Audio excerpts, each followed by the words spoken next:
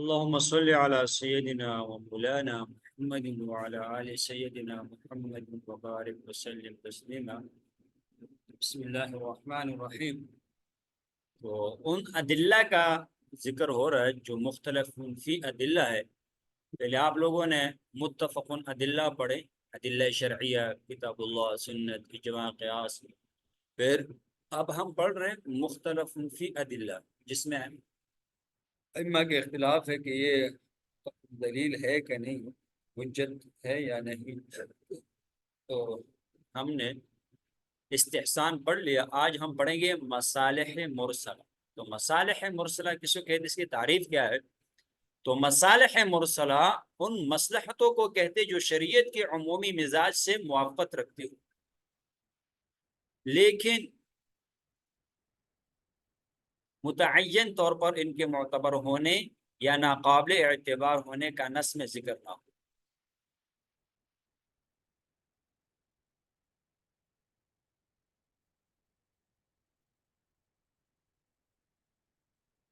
اللہ.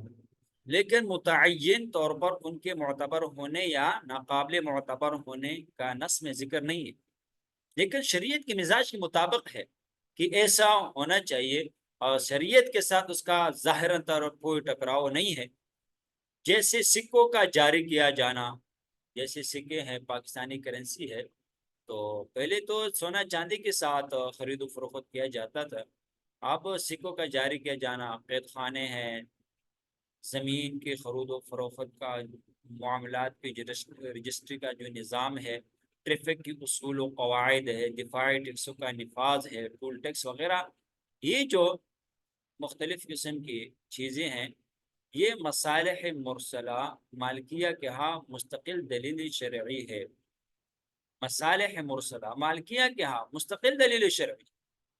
حنفیہ کے نزدیک بھی ایسے مصلحتوں پر عمل کیا جائے گا، البتہ اس پر عمل کے لیے 4 شرائط ہیں. ان شرائط کے ساتھ مصالح مرسلہ حجت ہوگی، وگرنہ نہیں ہوگی. نمبر پہلی شرط، وہ مصلحت معقول ہو جس کو طبیعت سلیمہ قبول کرتی ہو.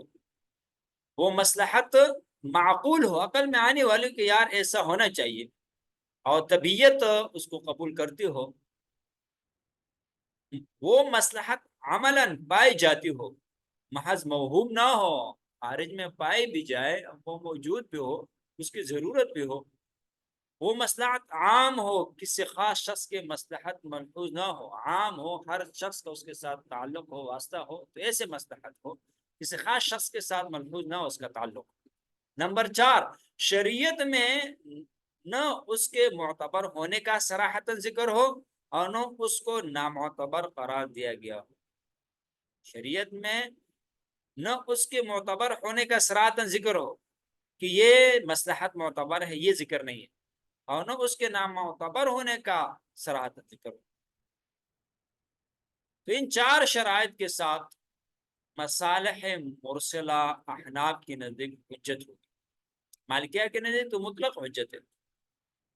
مصالح مرسلہ کے مقابلہ بعض ایسے مصلحتیں ہیں جن کے معتبر ہونے کی قرآن و حدیث نے وضاحت کر دی.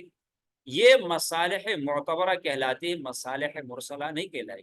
جیسے اللہ تعالیٰ نے نکاح کے مصلحت بتلاتے ہوئے فرمایا فَإِنَّهُ أَعَضُّ لِلْبَصَرِ وَأَحْسَنُ لِلْفَرْجِ.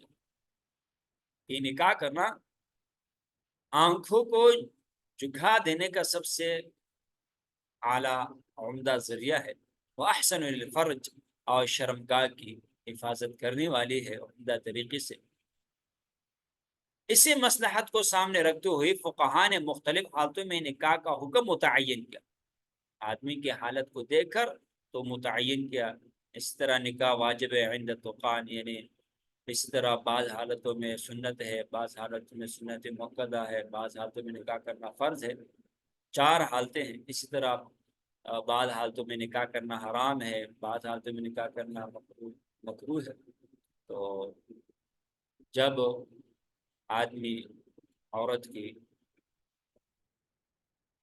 ضروریات کو پورا نہیں کر سکتا، اس صورت میں اس کو نہ نفقہ نہیں دے سکتا، یا پھر آدمی عورت کی ضرورت پوری نہیں کر سکتا تو اس وقت نکاح کرنا حرام ہے۔ اگر عورت کی ضرورت پوری نہیں کر سکتا، نان نفقہ دے سکتا ہے تو اس صورت میں بھی حرام ہے۔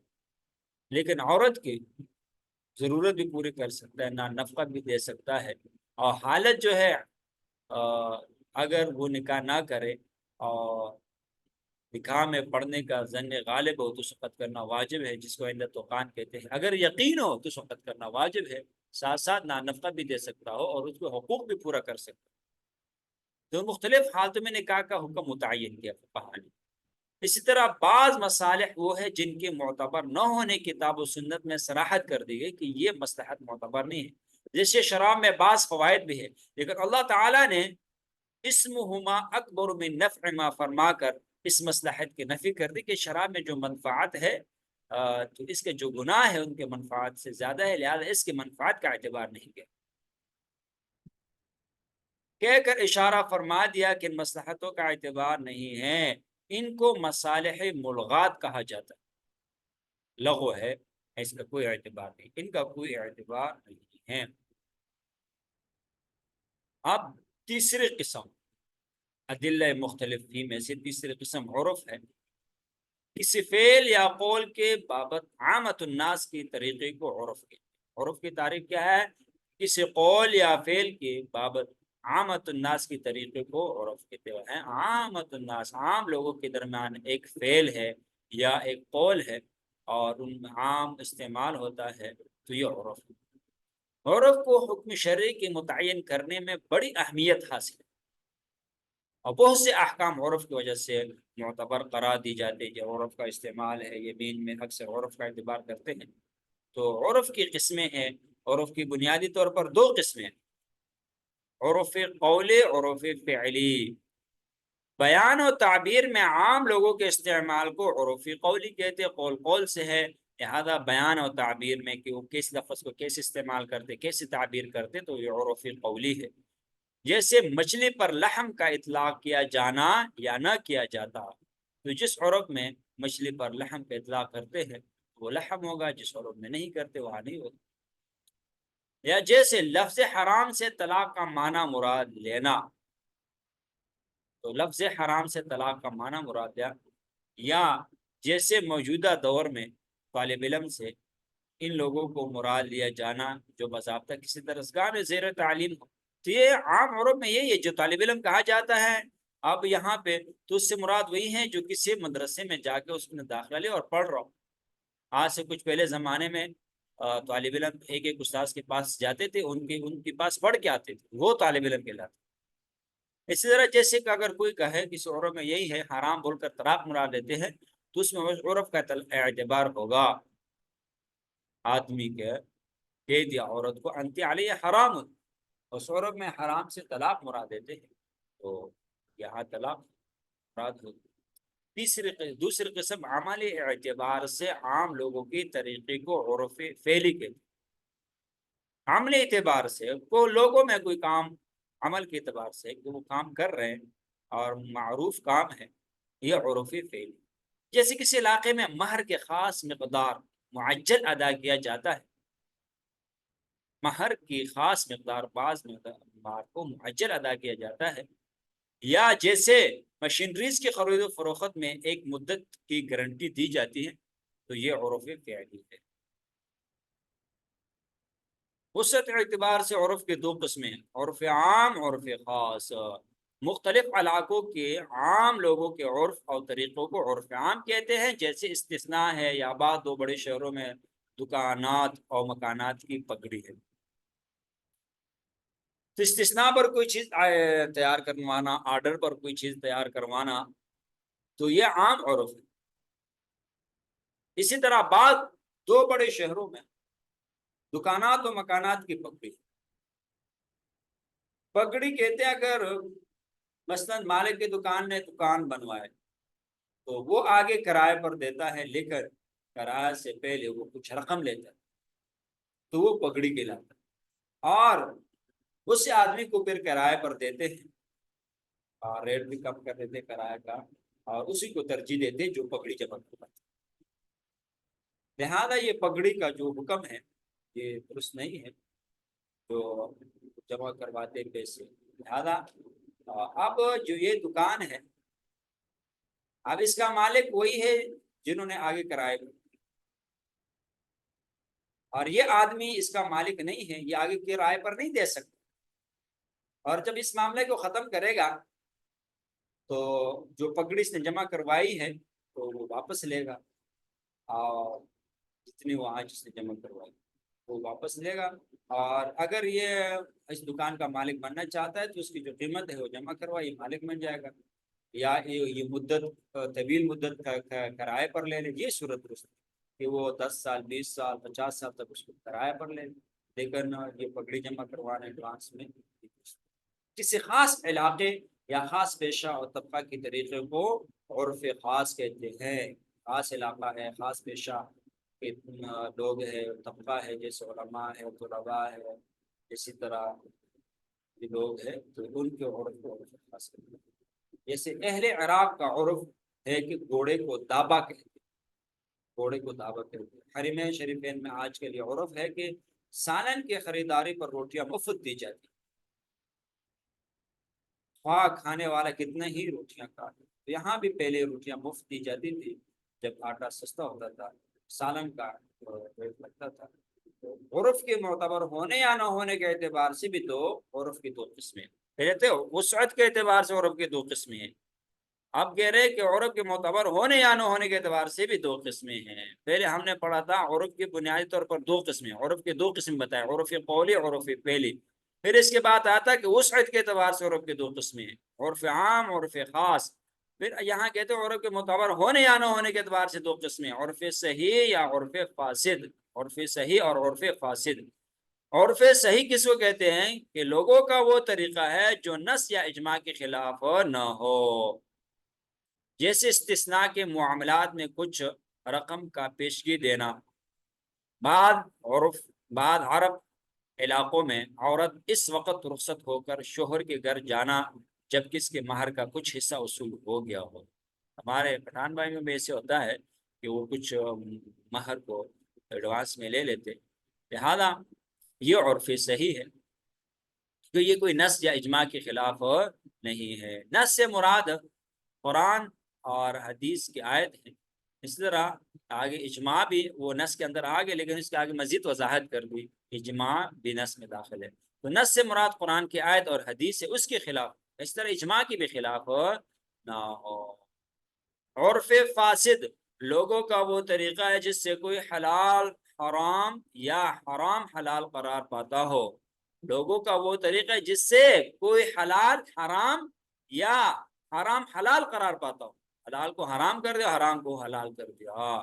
جیسے بینک میں فکس ڈپازٹ کرنا، یعنی بینک میں آپ نے فکس ڈپازٹ اکاؤنٹ کھولا ہوا ہے، وہاں پیسے جمع کروائے ہیں اور اس میں آپ کو شرح سود ملتا ہے، تو یہ درست نہیں ہے، بلکہ کرنٹ اکاؤنٹ کرنا چاہیے جس میں سود نہ ملے. اگر فکس ڈپازٹ کسی نے کھولا ہے تو اس کو ختم کروائیں، اور جو رقم اوپر مل رہا ہے پہلے تو وہ بغیر صدقے کی نیت کی کسی غریب مسکین کو دے دیں. مردوں اور عورتوں کا عام جلسے میں اختلاط وغیرہ تو یہ بھی عرف فاسد ہے، لہذا یہ حجت نہیں ہوگی.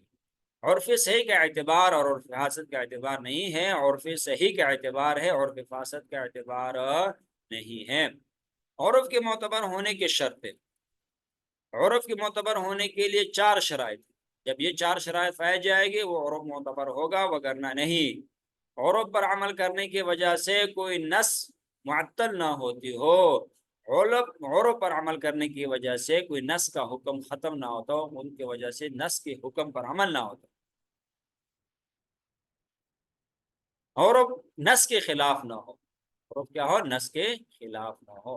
عرف پر عمل کرنے کی وجہ سے نص کا حکم معطل نہ ہوتا ہو، ختم نہ ہوتا ہو. جیسے شراب نوشی، خواتین کے تنہا سفر کے ممانعت وغیرہ، یہ عادت نصوصی صریح کی مخالف ہے، اس لیے عرف اور رواج کی وجہ سے یہ جائز نہ ہوں گے، کیونکہ عرف کا عمل کرنے کی وجہ سے یہ نص کا خلاف لازم آ رہا ہے.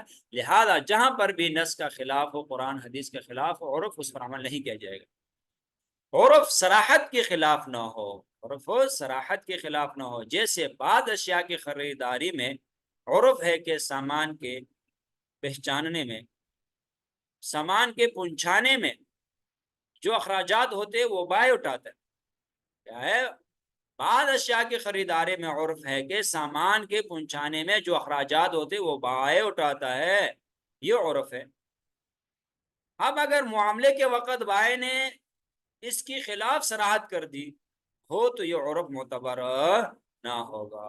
یعنی بھائی نے کہا ہے کہ اس کے اوپر جو چارجر آئے گا اس کے اخراجات کا میرے اوپر نہیں ہے، لہذا اب جو عرف اس کا اعتبار نہیں ہوگا، صراحت کا اعتبار ہوگا، اور بائیں پر سامان پہنچانے کے اخراجات کی ذمہ داری نہیں ہوگی.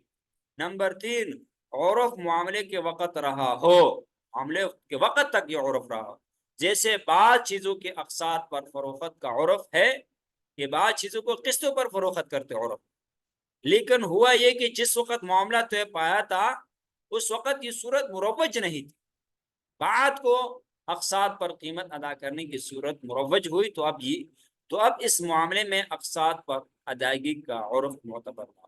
لہذا جس وقت معاملہ کیا جا رہا ہے تو اس وقت عرف رہا ہو، اگر عرف نہیں ہے تو یہ معاملہ درست نہیں ہے. بعد میں عرف آیا تو اس وقت بھی درست نہیں ہوگا. چوتھی شرط کیا؟ عرف جاری ہو، ختم نہ ہوا ہو، ابھی تک باقی ہو. لہذا جب یہ 4 شرائط پائی جائے گی تو عرف معتبر ہوگا، وگرنہ نہیں. مصالح مرسلہ سے کون سی مصلحت مراد ہے؟ ایسی مثالوں سے واضح کرو جو تمہارے زمانے میں پائی جاتی ہو. تو یہ مشق آپ لوگوں نے حل کر کے مصالح مرسلہ سے کون سی مصلحت مراد، اور ایسی مثال سے واضح کرو جو تمہارے زمانے میں پائی جاتی ہو. مصالح مرسلہ. اللہ اکبر. مصالح مرسلہ کے معتبر ہونے کے لیے کیا کیا شرطیں ہیں؟ عرف کسے کہتے ہیں؟ وسعت کے اعتبار سے عرف کی کتنی قسمیں ہیں؟ عرف کے معتبر ہونے کے لیے کیا کیا شرائط ہیں؟ تو یہ سوالات ہیں، ان کے جوابات پیچھے سبق میں گزر چکے، وہاں سے آپ لوگ تلاش کر کے ان کے جوابات حل کریں.